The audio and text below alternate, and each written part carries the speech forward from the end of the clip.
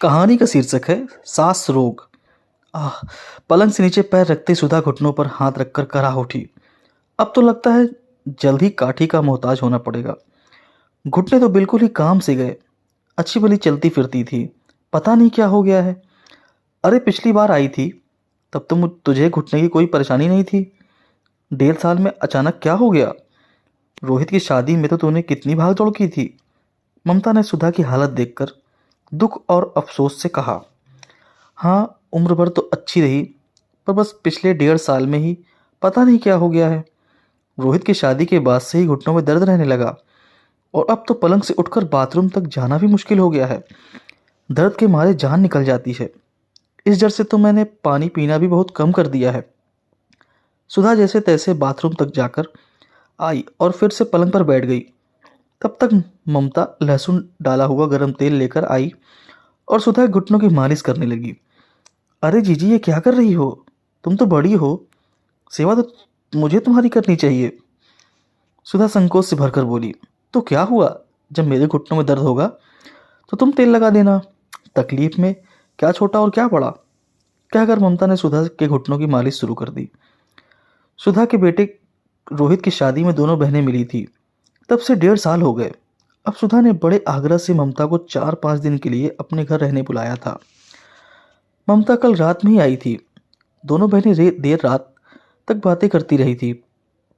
सुबह के 7-7:30 बजे ममता चाय बनाने किचन में जाने लगी तो सुधा ने उसे रोका कि बहू उठकर बना देगी। लेकिन ममता आनन फानन में अपनी, सुधा की और सुधा के पति सुरेश की चाय बना लाई। 7:30 हो गया है, लेकिन बहू के उठने का पता नहीं है। यह नहीं कि तुम आई हो तो जल्दी उठकर चाय बना दे। रोज सुबह की चाय के लिए 7-7:30 बजे तक राह देखते रहो। सुधा ने उलाहना के साथ कहा। आज रोहित की छुट्टी है, 10-20 मिनट देर से भी उठ गए तो क्या हुआ? और भाई, सुबह मुझे जल्दी चाय पीने की आदत है, तो मैं तो किसी के भरोसे नहीं रहती। अपनी और उनकी चाय खुद बना लेती हूँ और पेपर पढ़ते हुए या बगीचे का काम करते हुए गरम गरम चाय का मजा लेती हूँ। ममता ने कहा।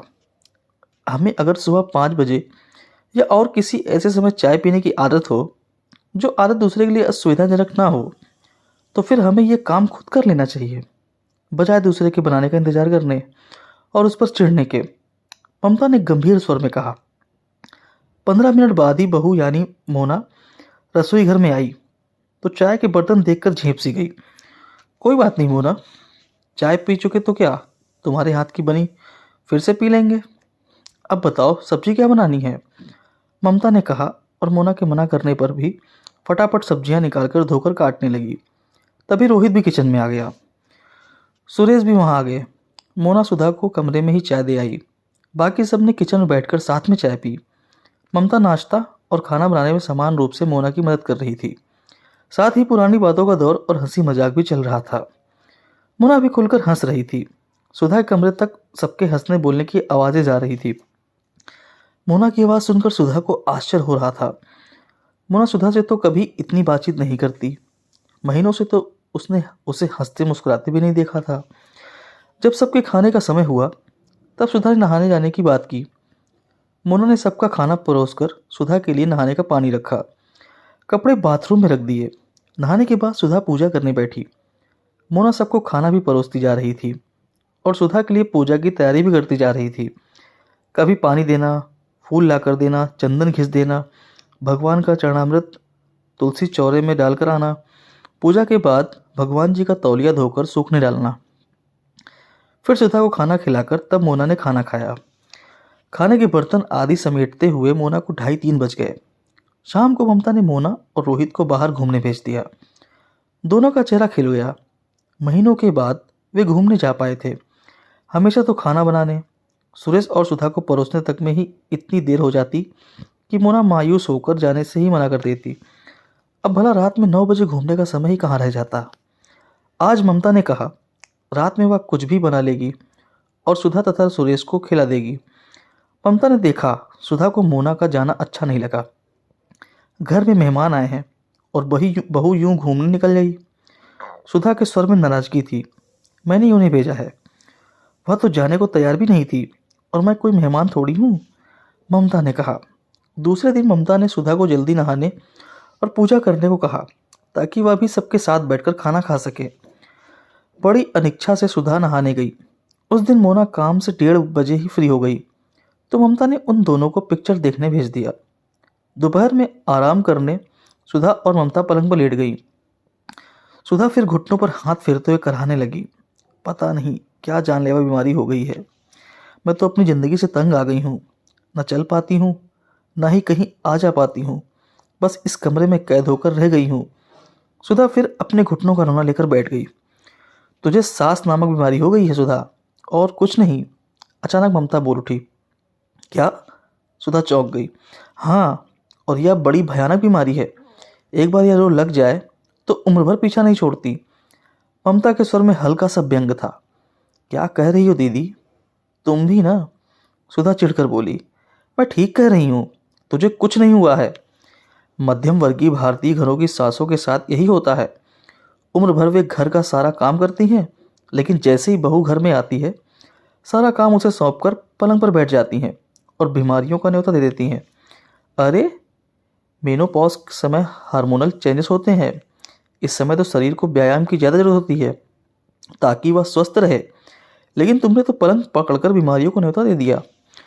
उम्र भर का काम करने के बाद अचानक शरीर एकदम निठल्ला होकर बैठ जाए तो क्या होगा? मशीन को भी बंद करके रख दो तो उसमें भी जंग लग जाती है। फिर यह तो शरीर है। पिछले 1.5 साल में अपने शरीर की हालत देखी है। वजन कम से कम 25 किलो बढ़ गया है। अब घुटनों पर यह अतिरिक्त भार पड़ेगा तो दर्द तो होगा ही। मोटापे से घुटने खराब और आगे मधुमेह को आमंत्रण, और फिर कोसती है बेचारी बहू को कि इसके आने से ये सब हुआ। ममता ने खरी बात आखिर बोल ही दी। सारी उम्र तो काम से में पिस गई, अब इस उम्र में थोड़ा आराम कर लिया तो। अरे, अपनी गृहस्थी, अपने ही पति बच्चों के लिए काम किया ना, सब करते हैं। और तुमने कोई एहसान नहीं किया है, किसी दूसरे घर का काम तो नहीं किया ना। ममता ने उसे डांट लगाई। हमारी सास भी तो बैठती रहती है, हम भी तो अकेले ही सारा काम करते थे। तो सुधा कुछ और कहना चाहती थी, मगर ममता ने बीच में ही उसे रोककर कहा, बस बस, मैं तेरी मंशा समझ गई। वो जमाना और था। कुछ लोगों की सोच संकुचित होती है, लेकिन हम भी वैसा ही नज़रिया रखें तो उनमें और हमें फ़र्क ही क्या रह जाएगा। तेरी सास ने तुझसे काम करवाया, इसलिए तू भी अपनी बहू से बदला लेगी? या ओछी प्रवृत्ति छोड़ दे। मैं तुझसे 4 साल बड़ी हूँ, लेकिन मेरा शरीर एकदम स्वस्थ है क्योंकि मैं घर का काम करती हूँ। बहू को मदद भी हो जाती है और गृहस्थी संचालन में मेरी सशक्त भूमिका भी बरकरार है। लेकिन तुम्हारी जैसी सास काम में मदद तो करेगी नहीं। हाँ, पलंग पर बैठे बैठे गृहस्थी पर अपना आधिपत्य जताकर व्यर्थ विवाद और खींच को बढ़ा देती हैं। सच है, खाली दिमाग शैतान का घर। काम तो कुछ है नहीं, तो बहू को परेशान करने की व्यर्थ खुराफाते दिमाग में पैदा होती रहती हैं। पर मैंने बहू को क्या परेशान किया? सुधा हैरानी से बोली। ये देर से नहाना है, देर से खाना खाने बैठना है, इसके पीछे की चालाकी मैं सब समझ रही हूँ। ममता ने कहा तो सुधा के सकपकाकर सिर झुका लिया। देख, बहू के भी अपने सपने हैं। खाली बैठकर तेरा दिमाग उल्टी दिशा में चलने लगा है। तू जानबूझकर उसे काम में उलझाए रखती है ताकि वह रोहित के साथ बाहर न जा पाए। तू अपने दिनों को कुंठा अब उस पर निकल रही है। यह ठीक नहीं है। किसी दिन अगर वो दोनों अलग हो जाएं तो फिर ये घुटनों का दर्द लेकर भी सारी गृहस्थी तुझे अकेली खींचनी पड़ेगी। तब उसे मत कोसना। शरीर तो काम करने के लिए ही होता है। रविंद्रनाथ टैगोर ने भी 70 वर्ष की उम्र में जाकर चित्रकारी सीखी और चित्र बनाना प्रारंभ किया। वे अगर उम्र की सोचते तो इतना काम नहीं कमाते। अंतिम बात करने तक ममता का स्वर काफ़ी हद तक संयत हो चुका था। सुधा सोच में पड़ गई। ममता दूसरी ओर मुंह करके सो गई। थोड़ी देर बाद सुधा पानी लेने किचन में गई। ममता ने चुपचाप देखा। सुधा बड़े आराम से चल रही थी। वह मुस्कुरा दी। ममता को सुबह सैर करने की आदत थी। दूसरे दिन वह सुबह उठी तो देखा सुधा उससे पहले ही उठकर बाहर जाने को तैयार थी। यह देखकर ममता सुखद आश्चर्य से भर गई। थोड़ी दूर ही सही, पर सुधा ममता के साथ पैदल घूमने गई। इतने दिनों से उसके पैर बैठे बैठे अकड़ गए थे। अब जोड़ खुलने में थोड़ा वक्त तो लगेगा, लेकिन ममता को तसल्ली थी कि कम से कम सुधा की बुद्धि पलटी तो। घर जाकर चाय भी सुधा नहीं बनाई। बर्तनों की खटपट सुनकर मोना दौड़ी दौड़ी किचन में आई तो सुधा को काम करते देख आश्चर्यचकित रह गई। वह चाय बनाने जा ही रही थी कि ममता ने इशारे से उसे मना कर दिया। रोहित और सुरेश भी किचन में चले आए। सुधा ने सबकी चाय टेबल पर रखी। आज पूरा परिवार एक साथ बैठा था। लो मोना, तुम्हारी सास अब एकदम स्वस्थ हो गई हैं। अब वह सब काम कर सकती हैं। बस अब तुम उस पर एक नई जिम्मेदारी डालने के लिए फटाफट उसे दादी बनाने की तैयारी शुरू कर दो, ममता ने कहा। तो मोना शर्मा गई और सब खिलखिलाकर हंस दिए। दोस्तों, उम्मीद करता हूँ सास बहू कहानी आपको पसंद आई होगी। अगर पसंद आई वीडियो को लाइक करें, शेयर करें और चैनल पर नए हो तो सब्सक्राइब करना ना भूलें। धन्यवाद।